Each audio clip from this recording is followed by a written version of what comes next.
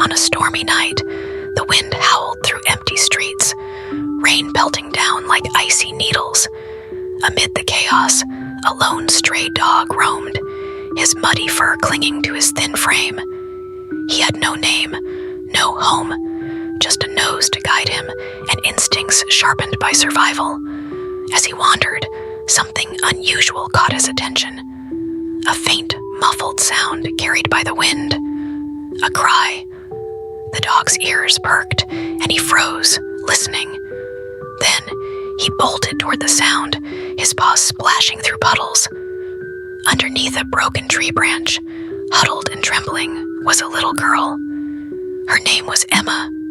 Only 6 years old, she had gotten lost in the woods while playing, and as night fell, the storm swallowed her cries.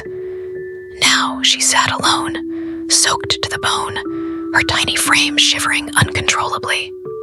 The dog approached cautiously, his wet nose brushing against her arm. Startled, Emma looked up, her tear-streaked face meeting his dark, kind eyes. Despite her fear, she felt a strange sense of comfort.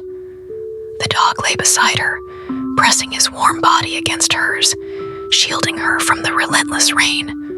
For hours they stayed like that, the dog refusing to leave her side. Then, as the storm raged on, he stood and began to bark. His sharp, urgent cries echoed through the woods. Miles away, Emma's parents, who had been desperately searching for her, heard the barking. They followed the sound, their flashlight beams cutting through the darkness. When they found her, Emma was weak but safe, her small hands clutching the dog's muddy fur. Tears of relief streamed down her parents' faces as they embraced her. The stray dog wagged his tail but stayed by her side, as if to ensure she was truly safe. The next morning, back at home, Emma refused to let the dog go. Her family cleaned him up, fed him, and gave him a name, Max.